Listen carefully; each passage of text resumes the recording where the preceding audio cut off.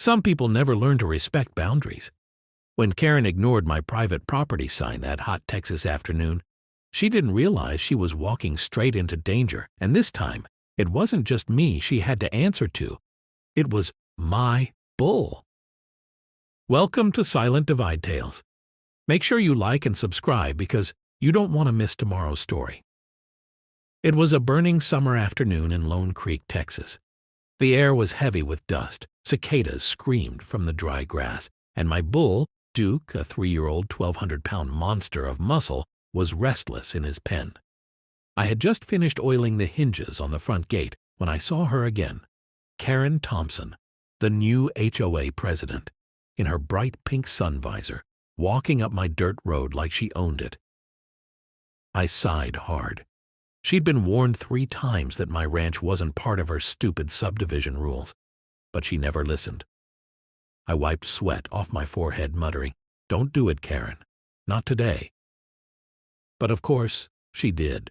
She unlatched my gate, ignoring the private property, no trespassing sign nailed in bold red letters. "Mr. Wyatt," she shouted, waving a clipboard, "you can't keep that animal here. It violates HOA noise regulations." Duke snorted from across the field, pawing at the dirt. His nostrils flared. He knew something wasn't right. I started running toward her. "Karen, get out of there. That bull doesn't like strangers." But she rolled her eyes, took another step forward, and Duke lowered his head. The ground trembled. The bull began to charge. Before we dive in deeply, let us know in the comments what country or which city you're watching this story from. We'd love to know how far this story travels. Duke's hooves pounded the dry earth like thunder. Dust rose in violent clouds as Karen froze, eyes wide, the clipboard slipping from her hand. For a moment, time seemed to stop. The sound of wind, the distant hum of cicadas. Everything vanished under the roar of danger rushing toward her. I yelled, "Run, Karen, run!" My boots slammed against the dirt as I sprinted across the fence line. She turned finally, but instead of running away, she ran in the wrong direction toward the open pasture. "Not that way!" I shouted, waving my arms. "The gate's the other way!"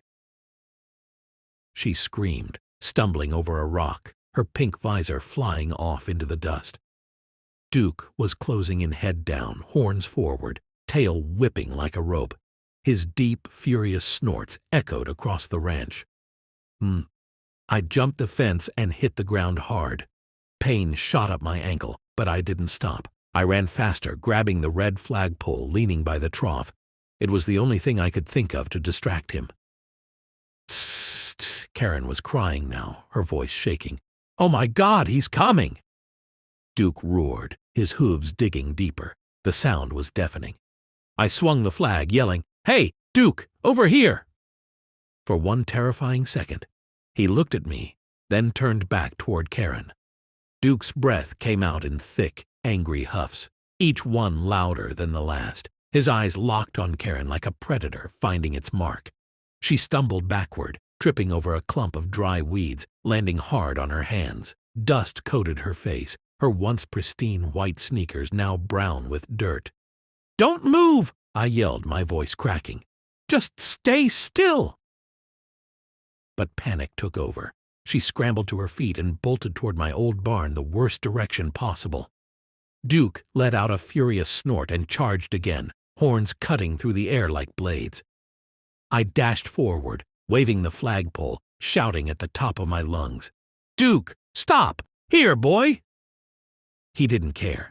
His rage filled the whole field. The sound of his hooves was like rolling thunder closing in. Karen screamed as she reached the barn door and yanked it open. She ran inside, slamming it behind her just as Duke's head crashed into the wooden frame. The boards groaned and cracked under his weight. "Karen, stay quiet!" I gasped, running closer. I could see Duke pawing the ground, circling the barn, his nostrils flaring like smokestacks. Inside, Karen's sobs echoed faintly. Then came a sound that made my stomach drop, the creak of a side door swinging open. The side door creaked wider, and sunlight spilled into the dark barn. I froze mid-step. Karen stepped out, trembling, her face pale, her blouse torn where she must have brushed against a nail. She looked terrified but confused, like she didn't fully grasp the danger she was in. "Karen!" I shouted. "Close that door! He's still right there!" But before I could reach her, Duke turned his massive head toward the sound. His muscles tightened, and a deep growl rumbled from his chest. He scraped his hoof against the dirt once, twice, then charged again with terrifying force. Karen screamed and ran toward the open field, her hair flying wildly behind her. The air filled with dust as Duke stormed after her, the ground shaking under his weight. I dropped the flagpole and sprinted after them, my lungs burning, the sun glaring in my eyes. "Move! Karen, run toward the fence!" I yelled. She darted left, weaving between hay bales, gasping for air, her voice breaking in fear. Duke was gaining fast. His horns missed her by inches as she dodged behind a feed trough. The beast hit it head-on, sending wood splinters flying. I leapt over the broken fence, nearly falling. My heart pounded so loud I could hear nothing else. Karen stumbled, almost falling flat, as Duke regrouped for another charge. "Karen, I'm coming!" I shouted, pushing myself harder than I ever had before. The bull lowered his head again, this time closer. Duke's roar tore through the air as he lunged forward, his horns slicing through the dust. Karen screamed, slipping and falling hard onto the dry earth. Her hands clawed at the dirt, her eyes wild with terror. Duke was just seconds away, his heavy breath and pounding hooves drowning out everything else. I didn't think. I just ran. Every muscle in my body screamed as I pushed forward, my boots sliding across the rough ground. "Duke!" I yelled, my voice raw. "Stop!" He didn't. I grabbed the old red flagpole I'd dropped earlier and swung it in front of him with everything I had. The tip smacked his snout not hard, but just enough to make him jerk sideways. He let out an enraged bellow and skidded to a stop, dust exploding around us. Karen crawled backward, gasping for breath, her hands shaking. I stood between her and Duke, holding the flagpole out like a spear. "Easy, boy. It's me. Easy now." Duke snorted, his chest rising and falling like a bellows. For a moment it was silent, just the creak of wind and the hammer of my heartbeat. Then, finally, he stepped back, his fury cooling into confusion. "Ah!" Karen was trembling, dirt-streaked and speechless. She looked at me, tears in her eyes, whispering, I didn't know." I lowered the flagpole slowly.